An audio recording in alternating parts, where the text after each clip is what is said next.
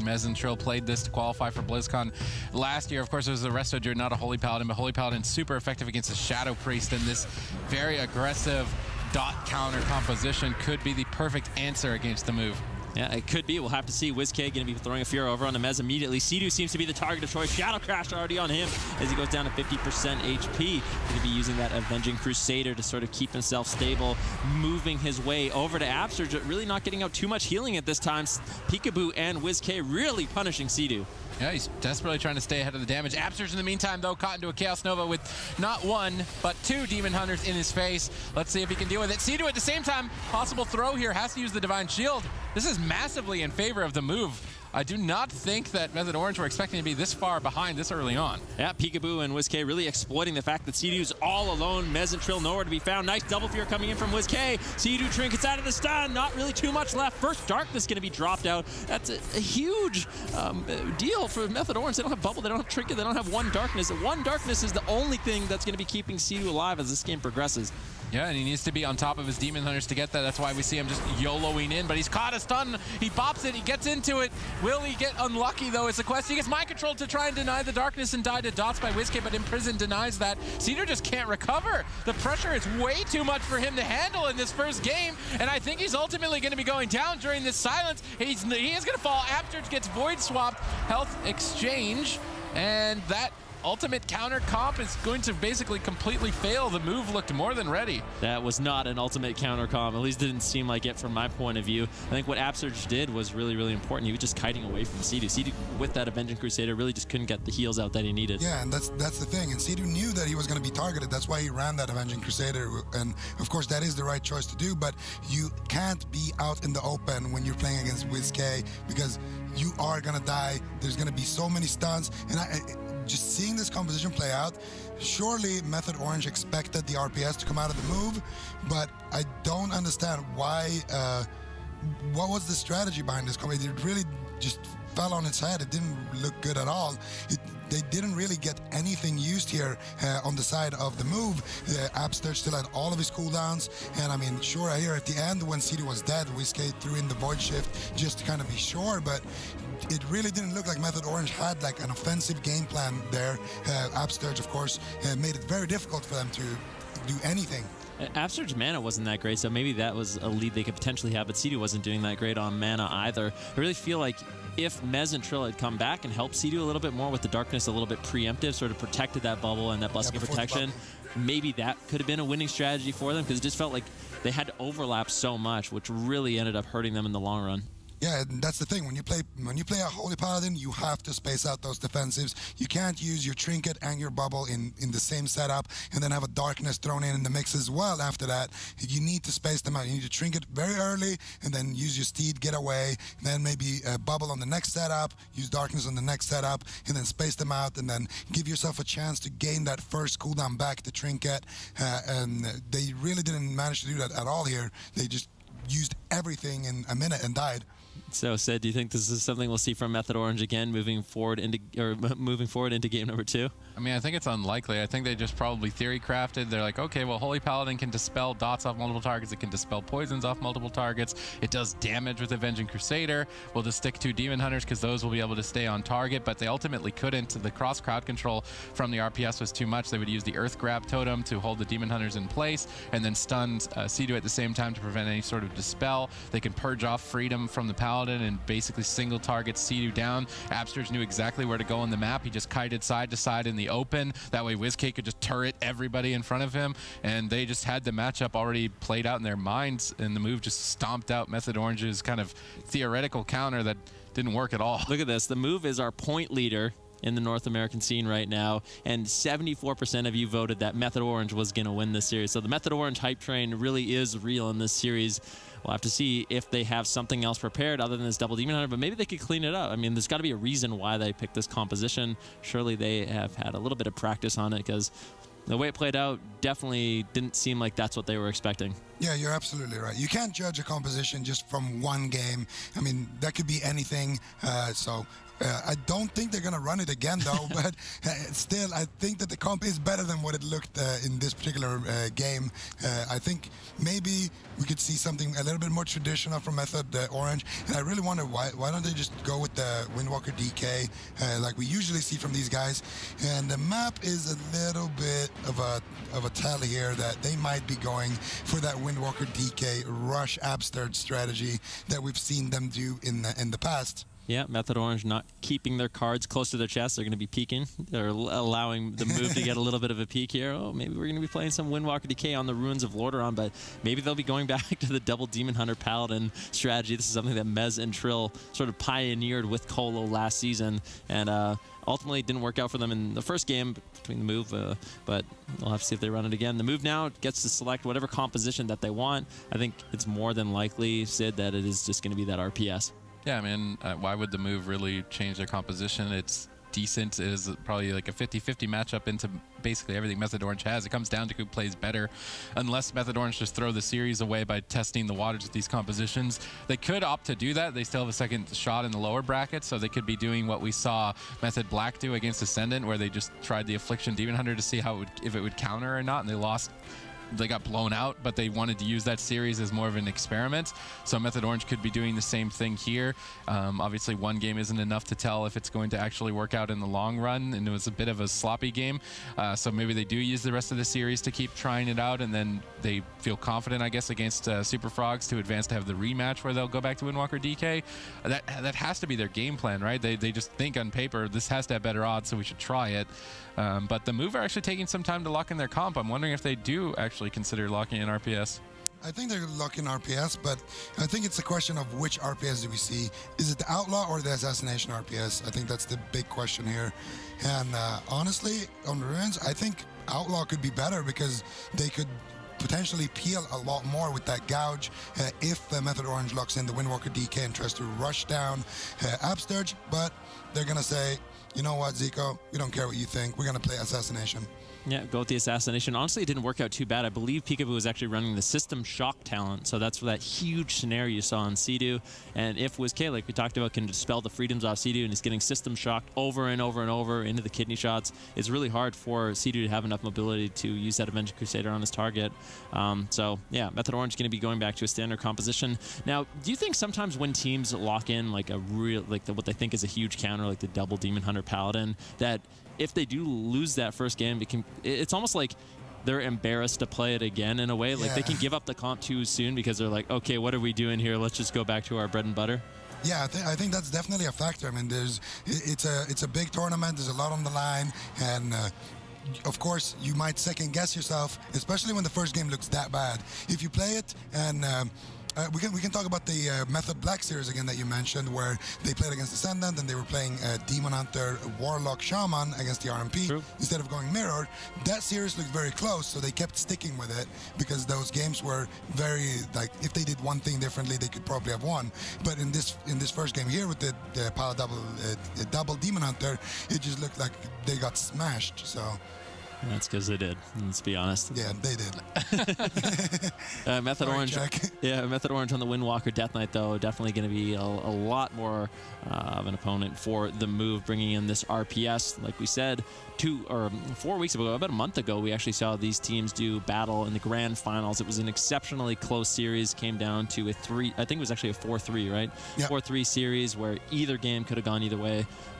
So I'll have to see how this one plays out on Ruins of Lordaeron. Can Method Orange sort of strike back and tie up the series? What do you think, Sid? Both these teams are so good at these specific compositions that you can't really guarantee either side to actually come out ahead, and I think that's why Method Orange went with that composition that to us looked really strange after seeing it play out, but they felt it would have a better chance, because if you walk into this as a 50-50, if I make one mistake, we lose situation, that's way more stress. So switching to just try the double Demon Hunter to see if it works seems like a bit of an easier way out, but at the same time, if they don't have it practiced, they just get smashed. So they do have to go head-to-head, and mistakes are going to be punished. Either team can take this. Yeah, the interesting thing about this tournament in general is yesterday we sort of found out which 4 teams were going to be qualifying. That was the top 4 in this tournament. But now there's other stuff on the line, like there's prize money, there's points that get carried over onto BlizzCon. So winning the series is very, very important, as well as seeding. I think Method Orange is going to have to make a deep run if they want to actually surpass the move in terms of seeding. I'm not exactly sure. We won't do any math segment right now, but for sure, not here. Yeah, Method Orange is going to have to do a good job if they want to play some of the lower seeded teams in Europe. Yeah, and I think moving in towards BlizzCon, the points are going to be the most valuable currency. If North America does not get the first place finish at the Poland Summer Finals, it means that they only get 3 spots at BlizzCon, and those 3 spots will be determined by points. So it is very important for all of these North American teams to contest and get the maximum point income possible. Yeah, gates do open. Method Orange most likely going to be charging in with that Windwalker Death Knight, trying to tie up this series. In the past, we saw them just gun down Absterge. Looks like that is going to be the target on Ruins of Lordaeron once again. Peekaboo just trying to peel everyone up, create pressure all over the place. Really is up to WizKay and Peekaboo to make sure they are counter-pressuring Method Orange. All right, it does appear to be an all-in from Method Orange, attacking Absterge as he is falling behind, trading his Ascendance, but still getting crushed. They're just mashing the Purge onto Absterge, landing a Spear Hand Strike onto the heel. Absterge, though, smartly used his defensive wall before going for a cast and getting interrupted. Now Sidhu caught into a kidney shot with no trinket. Anti-magic zone. Grip on the jump. Absterge in trouble. He drops the link. They managed to get into it in time. They still have the Void Swap. Sidhu is still low. They have to use the Void Swap as well. They can even switch. They're not going to do it. It's just healer race start to finish, and Absterge is the one immensely behind in game number 2. Almost unrecoverable. He's desperately trying to jump to safety. Mez Icebound Fortitude's out of the stun. It's all in. Start to finish. Absterge gets kicked. Trill gets mind controlled away at the final second. Absterge has to fake cast a Mind Freeze. Manages to sneak in a Healing Wave. Goes for another. Manages to get it, but the damage is just too much. He's starting to cave as he falls, and Method Orange's aggression looked unstoppable in this game. Ruins of Lordaeron and Method Orange, that is just a deadly mix for any healer they go up against. Absterge will ultimately fall. Did a good job. They didn't overlap too many of their defensives, and I mean, it lasted a long time, but Method Orange just had way too much pressure. Yeah, I really love what Method Orange is doing in these tournaments. Usually they'll pick that first blind pick, and then as soon as if they lose that first blind pick, they will go back to the default Ruins of Lordaeron. Every Who's time. your healer? Is it the priest? Is it the shaman? Is it the druid? We don't care. We're gonna run him down. Spam Purge, Link offensively as soon as we drop low, and just you go all in with all the interrupts we have, and it's a great, it's a very exciting way to play the game and to view the game, because you know you have all of this pressure, and you can also do a swap to WizKay when you void shifts, and you just get so much uptime on a map like Ruins, where there isn't really an ideal situation for Absterge to kind of kite. He can't really do a whole bunch there. The best way to kite, I think, is to just go from the starting room to the opposite starting room and then back, and try to have WizKay and Peekaboo kind of slow everybody down that's chasing Absterge. But it's a difficult situation to be in, and it's always a nice way for Method Orange to kind of tie up a series when they lose that first game.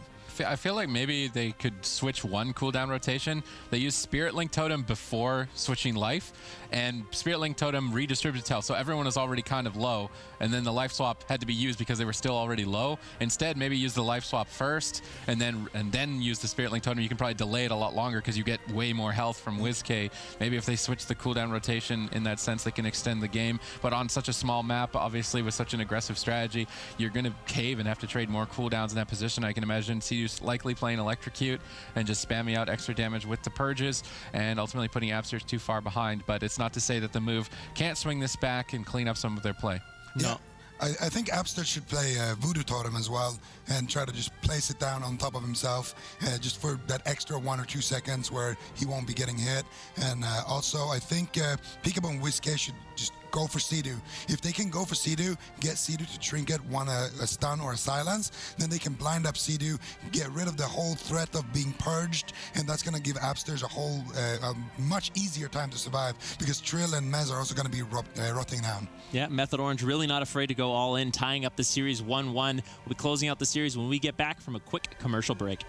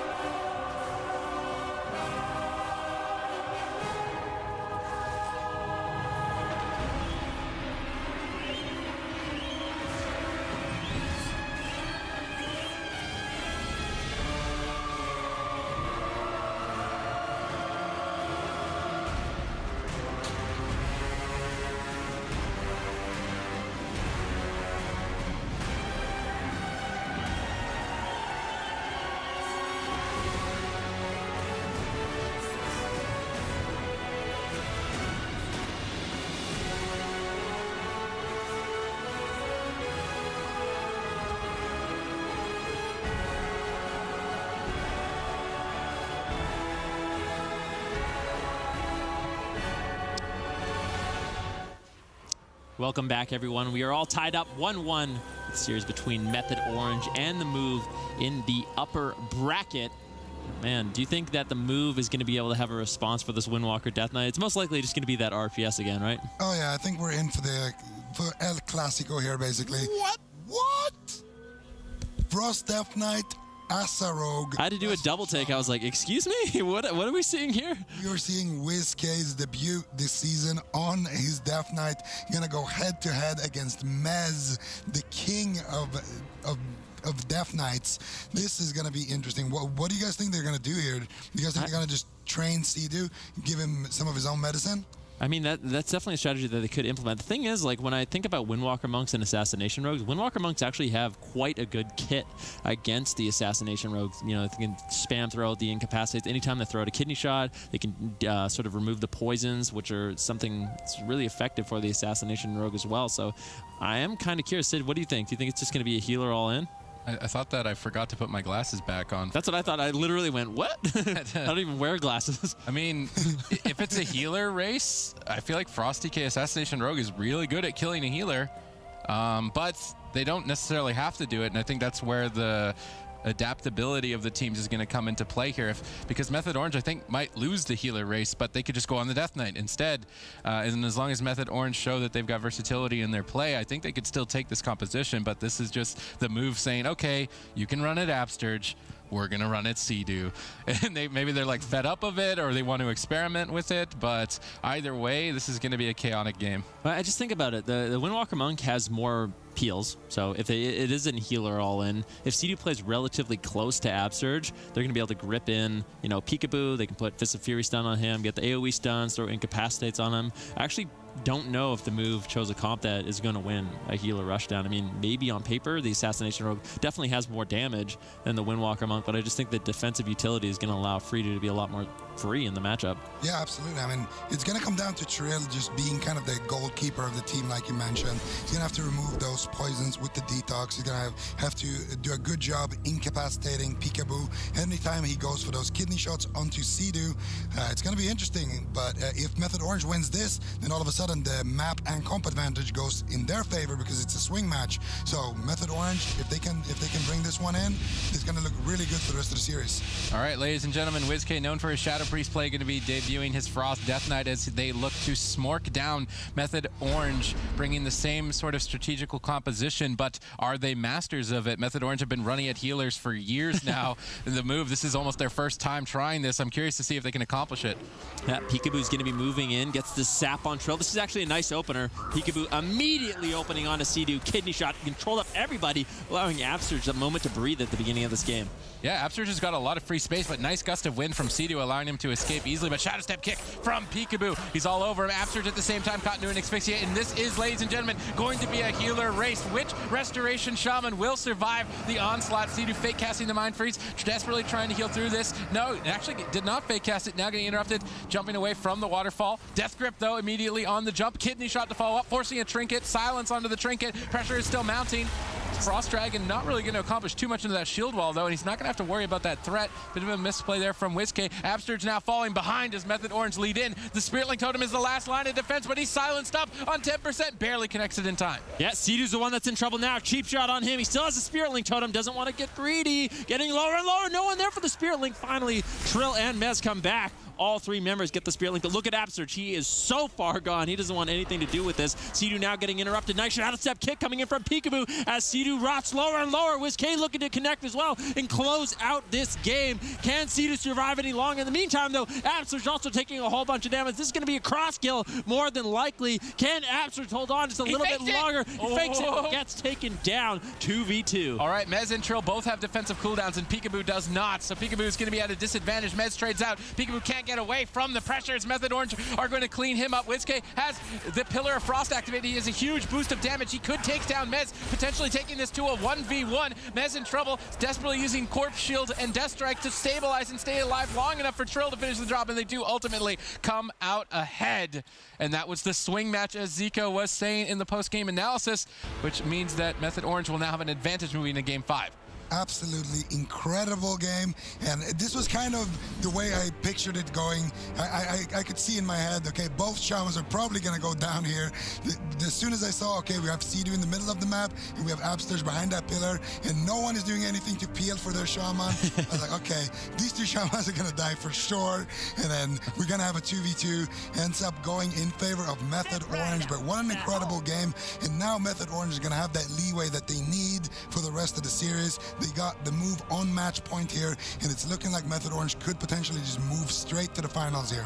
It's really interesting. Both of these teams sort of bringing in surprise composition in this series, which is weird for me because when they just played their traditional comps, it was just such a close series. I kind of wonder why they're changing it up. I mean, maybe they feel if it's a healer race, they need a comp that's better at racing the healer than the Shadow Priest. But again, it comes down to practice. Are they practice on the Assassination Rogue Frosteth Knight? And I mean, they seem to do decently well at the start of the game. They were really far ahead. They had all the pressure on Sea-Doo, and Absterge was the one with the lead, but then it just swung out of favor at a certain point. Then they were tied and ultimately died at the same time. Maybe Peekaboo could have held on to his defensives. I'm not sure if he used them maybe preemptive to avoid a little bit of cleave damage, but if he had evasion at the end of the game, they could easily have still killed Mez and brought it to a 2v1 on Trill. So if Peekaboo had held his evasion or Cloak of Shadows to use later on, I'm not entirely sure when he used it in the game, but it didn't seem like he was ever being targeted, so he must have used it preemptively to avoid being stunned. If he had that, they could have taken down Mez, I think, and then the 2v2 would have gone in favor of their team. So maybe they do stay on this. Definitely possible. It's a risky strategy, though. I mean, when you're just going all in on the healers, really anything could go wrong. And at this point, Zico, they're going to have to win 2 in a row. Yeah, and I really think after having spoken to Mez at last BlizzCon, he told me that if there is a 50-50, that's the last option that he would go for. If they have anything that is a better comp, then they would pick that instead of going into, like, let's say a mirror. And this is not necessarily a mirror, but this is definitely a kind of a toss-up matchup where either team can win, and you can really tell that the teams are kind of afraid of each other in a way. So we got a replay right here. We're gonna see Absterge. Look at this, Absterge. Look at that Blood of Silence right there. One sliver of health right there as he gets that Spirit Link off. And I mean, right there, the game could have honestly just ended. And we can take a look at it once again here. We can see Absterge is going to be caught up. He's playing that Relentless talent, which is very important to notice here, of course. So that means he's not going to be able to trinket out of any stun, Blood of Silences, anything like that. He's at about 40% HP or so, and we can see here that everybody on both teams have kind of stacked up here, and everybody is in big trouble.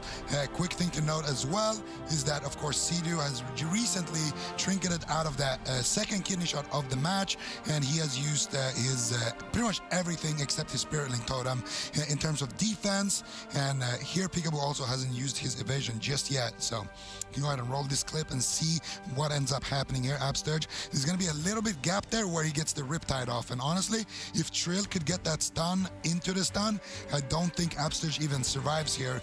Ended up not mattering though, because Method Orange did win the game, but still, if just one global like that, just one tiny little gap, that's all it takes for someone to survive a setup like that. So that was incredibly unfortunate, but also a little bit lucky. That was also the turning point where WizK and Peekaboo used evasion and Icebound during Spirit Link to help Absterge, but meant that they didn't have it for the 2v2. And I think they would have at least brought it to a 2v1 on Trill. I don't know if Trill would have been able to 1v2 a Frosty K and a Rogue that much later into the game. But if they didn't use evasion and Icebound to support Absterge, maybe he would have died earlier. I don't think he would have. It seemed like those were both preemptive decisions. Yeah. And then because it went to a 2v2, like we can see in this, they didn't have the Icebound or evasion. Yeah, and I mean here, it's kind of just every shaman for themselves, and it looks like Sea-Doo is definitely in the biggest amount of trouble here, but Absterge gets stunned up, and then nice Fist of Fury on the leap of Absterge there, and here's the kidney shot, which is basically Sea-Doo's death sentence. Trill gets blinded right there, but the blind breaks, and that is the reason why Absterge actually dies right there. WizK gonna break that blind with that Frosteth Knight AoE damage, and actually that was a crucial mistake there from the move. They actually could have won that because Absterge, he was really low, but he was in his Earthen Shield Totem, so he could have maybe survived Mez alone there. They could have easily won that 100%. I mean, if WizK cancel aura'd his the whirlwind of snow damage that comes out from the Frost Death Knight. Swirly swirls. If he cancel aura'd it so it didn't break the blind, then Absurge would have likely survived, or at least survived long enough that they could win the 2v2. If they still had the Icebound and the evasion too, they could have still won the 2v2. So that comp could work, and I mean, they're going to try it again. And like I said, you make a mistake in a matchup that's high pressure like this, you're going to get punished and lose. Well, that's the thing about Method Orange as well. I mean, they've been running that Windwalker DK setup forever, and that has been the strategy for Windwalker DK mirrors in a very long time. You just run at the healer, and whoever can do it best is ultimately going to pull out ahead most of the time. So they have experience in this type of matchup. You have to kind of wonder, does the move have that same kind of experience? Honestly, their first game didn't look too bad. It was obviously about as close as you can get. Moving forward to Tolvaron Arena, a little bit bigger of a map. Kind of surprised that the move chose a map this large. Yeah, I mean, Mez is going to have more uptime, right? Because he's got the Monk supporting him with Ride the Wind. WizK doesn't have that luxury. I feel like the big map actually favors Method Orange. Maybe they picked a big map to trick Method Orange into picking the same thing again because they're really confident that they will win the matchup. I'm not sure. I think a lot of it comes down to as well, we saw a lot of patience coming in from the move at the opener. You know, WizK as well as Absurge, they sat back. They did not allow Method to get in combat. Because of that, Peekaboo could move in. He could get a sap. He was able to cheap shot up everyone and really slow down that initial pressure coming in from Method Orange. That's something we definitely have to see coming in from Peekaboo again. Absolutely. And one thing that I could critique in that opener, though, is that Peekaboo went immediately for the garrote into the kidney before WizK is even there. You don't have to do that. Trill is sapped up. Mez is cheap shotted. You can just apply all your bleeds, wait for WizK to get there in range, and then you can just go for the step kidney shot, and then you're gonna pretty much force the trinket from Sea-Doo instead of forcing it on the second kidney shot like they did in the previous match. Yeah, there's no question about it. Game 4, Method Orange 1 point away from knocking the move into the lower bracket. Can they do it once again, or can the move strike back with this Assassination Rogue Frost Death Knight composition? I think Absurge might be running Counter-Strike Totem. Perhaps the move are actually going to go on a different target. Maybe blind Trill to bait his trinket and then go on him. They open with Cheap Shot Garrote, though, on Sea-Doo. Kidney Shot, Pillar of Frost. Tons of damage. They have go for an all-in. Sea-Doo is playing it greedy, and he gets... Oh, okay. Okay, Sea-Doo. That's fine. Just give me a heart attack. He's literally, his health disappeared, but he survives. It was a greedy decision to not commit the trinket earlier, but he ultimately makes it out alive, but the momentum is still in favor of the move. Yeah, but how much longer can Sea-Doo live? He has no trinket, no astral shift, no nothing if the next kidney shot connects on him, and there it is if they can connect this damage. But a pre-Earthen Shield Totem by Sea-Doo is going to keep him alive enough so to deflect a lot of this damage. But look at Absurge, still has the wall, still has the Spearling Totem. He's doing quite fine. Sea-Doo, in the meantime, in a lot of trouble. I mean, there's nothing left for him. I really don't think he can do much. Absurge's astral shift, he gets gripped back, but blind on Trill. This time WizK not breaking that blind, and that should be more than enough potentially for Absurge to survive. They still have defensives. They could take the 2v3, but Trill's getting controlled quite a lot. Absurge is creating distance, but Windwalker can close that gap. Mez not trading defensives, kind of just giving up. There's the surrender from Mez. There's like no way. Yeah, I mean, come on, though. It's Method Orange. It could do it. No, there's no way. They should have played. I'm sorry, Sid. It's not going to happen. At that point of the game, Absurge 100% HP with the Relentless. He's going to be chilling quite hard. But yeah, the move, taking game number 4, tying the series up 2-2, that was a lot more convincing for me. Sea-Doo had to use everything in the opener. And what I really feel like it comes down to is I think Method Orange needs to play the opener a little bit more patiently. What do you think about that? Yeah, I think that they need to play it a bit more patiently and peel that opener before they start committing into Absurge. I don't think that it's the worst thing in the world if Trill just stays back with Sea-Doo, incapacitates that Assassination Rogue, and then if he trinkets or if he just sits it, he can still follow that up with the Fist of Fury and still save maybe his leg sweep for their offensive push later on onto Absurge, and just kind of space out his stunts a little bit, because here, I mean, this was the second kidney after Sea-Doo had used everything, and there was a nice paralyze there onto Peekaboo, but at this point in the game, I mean, Sea-Doo doesn't have any damage reduction cooldowns, doesn't have a Spirit Link Totem, doesn't have anything. Poison Bomb is going to proc as well, and I mean, one kick and all that uptime is just going to be enough. And I really like what the move did here. In this game, they made sure to force out that trinket on the first setup, on the first stun lock on Sea-Doo, compared to the game on Dalaran, where Peekaboo opened alone on Sea-Doo, WizK couldn't connect, and they couldn't have that same pressure where they forced that trinket.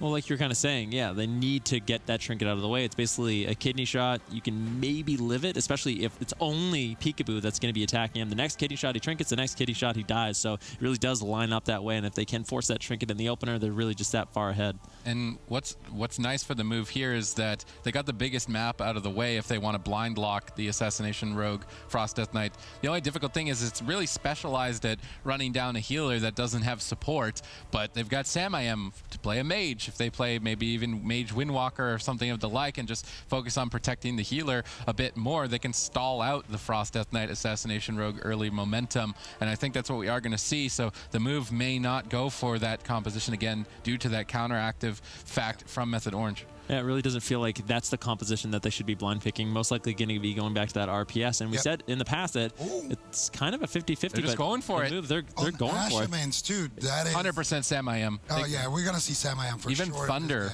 maybe.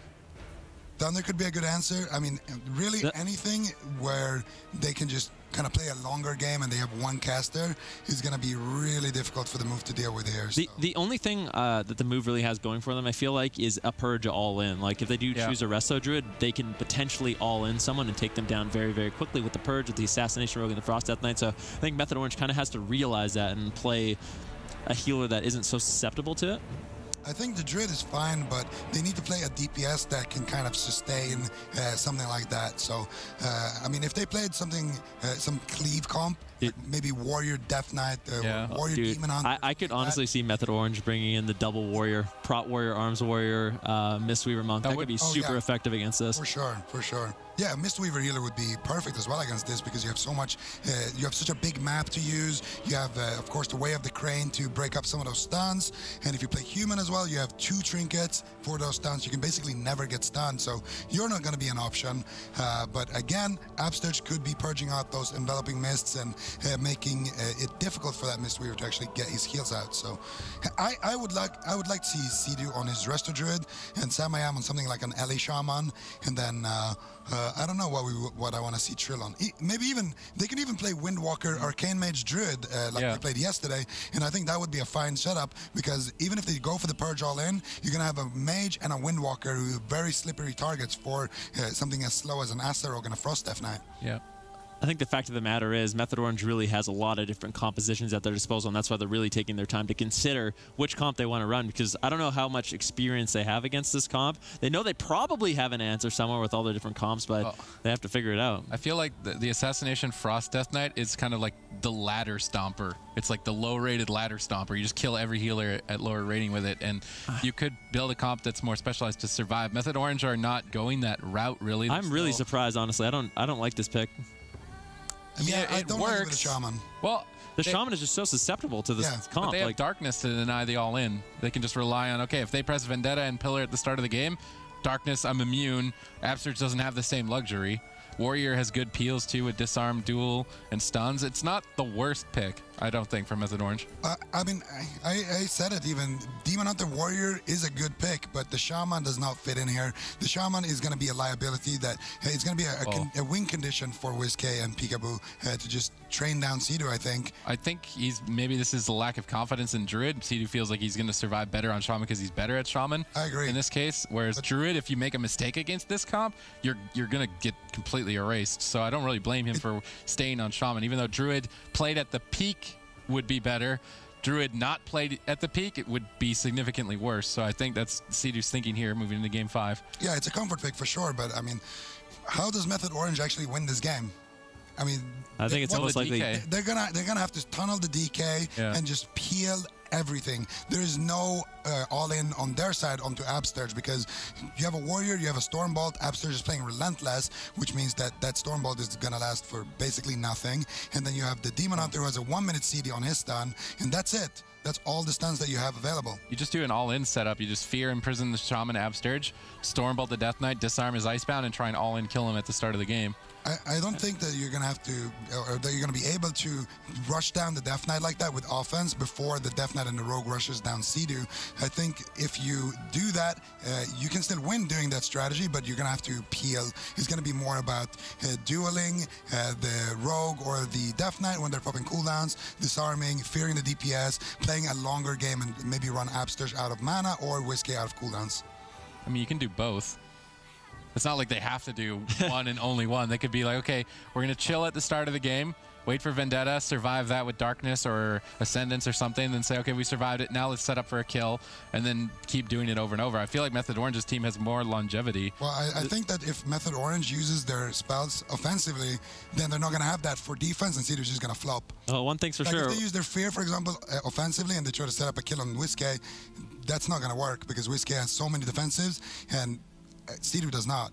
Yeah, all these things both these teams have most likely considered. This back and forth I like very much, but that's what becomes so difficult. Method Orange, I do got to give them credit. They have been known as sort of the cleave experts. So if there's anyone that knows these cleavey matchups and sort of the different win conditions they have, you kind of got to give them credit that maybe they have figured this one out. I think I got to side on the fact that Mez and Trill, they're going to be able to put a lot of pressure on WizK in this situation. I think there is the possibility that they really do outlast the move and keep that pressure on Peekaboo and WizK, making it super difficult for Absterge. Yeah, I mean, the Warrior and Demon Hunter are easily more durable. It's just a question if Cedu can survive, and it means the move can't all in him. I don't think they can just kidney shot every damage cooldown they have at the same time, because Darkness just negates that. The move have to play a bit more patient, or they have to cross CC, so they have to stun Cedu Hex Mez, or stun Cedu blind Mez, get Trinket Hex Mez, or something along those lines. If they cross crowd control, Cedu gets removed from the game really quickly, but if they don't cross crowd control, Demon Hunter and Warrior support should be more than enough, I think, to keep Cedu alive. Yeah, I have to agree. I think it's hard for them to get the cross crowd control, so they're gonna have to either get the cross crowd control and get a good setup like that, or they're going to have to maybe do a little bit more of a hit and run where they kidney shot Cedu, and then kind of go back a little bit, play a little bit more defensive, and then when they have the kidney shot again, maybe go in for another like step kidney shot grip or whatever they want to do to Cedu. Yeah, we're all tied up. 2-2. Loser of this game is going to be moving into the lower bracket against Super Frogs. Not an easy team for either one of these guys, so we'll have to see how that plays out for them. Mez is playing the all-in build with Nemesis. Uh-oh. I don't know if he's going to go. I think they're going to do the Fear Absterge, disarm WizK on Trinket, no ice, because you can't use Death Strike when you're disarmed. So if they Stormbolt WizK and he needs to Icebound it. If he Trinkets it and then Icebounds, he'll die if WizK makes that mistake. Yeah, Method Orange is going to have a lot of pressure early on. Can the move deflect it and keep that all-in going on to Cedu? We will definitely have to see, but one thing's for sure, this match is not going to last long. I definitely do agree with you there, Benruki. Mez and Trill getting rooted up early on. WizK seems to be the target for now as Mez is lining up his Bloodlet. We see him prison. No intimidating shout, though. They could hold on to it. There's the Stormbolt. They bait the Trinket. Now they can disarm Icebound Fortitude. He gets it instantly, though. He just presses it immediately. Absterge actually switched to Trinket, so he can Trinket Spirit Link. I think that was a smart decision. There's the disarm, but it's a little bit too late. The all-in is basically botched, and now WizK can have free reign, and Cedu could be in trouble if he's not able to get away. Yeah, he leaps away, but gets gripped back immediately by WizK. Cedu still in a lot of trouble. Uses the Astral Shift, uses the Ascendance to sort of stabilize that all-in. All-in talents Mez has are starting to fade. WizK, though, still getting low. Spirit Link available for both Shamans as they both get traded out. This is such a close game. Yeah, and I mean, WizK is the one that's still so far behind. Cedu's comfortably sitting out of crowd control, and WizK could ultimately die. He's hanging on at 10%. Absterge barely connects the heal. Defensive blind on Trill, punishing that relentless pick to deny and execute on WizK. WizK's got one more opportunity. He's got Pillar of Frost in 12 seconds. If he can make it to that point. Cedu in trouble, though, caught into the kidney shot as the move looked to close this. He's hanging on at 10%. Is he going to be able to do it? Disarm on WizK, trying to stall it out, but it's not enough. WizK is still in trouble. If there's an imprison for Absterge or a kick on the heel, it doesn't seem like there is the interrupts available. Mez now going to ultimately be going down, and the move stay in it. Nice punish on Trill there with his relentless pick. Perhaps he should be playing Trinket overall. He could Trinket die by the sword if he's in trouble as well. So that relentless pick was punished huge. One execute would have killed WizK at that point in time. Yeah, that was a really close game, a lot closer than really the score of the series tells it. I feel like I still can't help but feel like Method Orange maybe made too risky of a pick here. Yeah, I think the pick is fine if you have a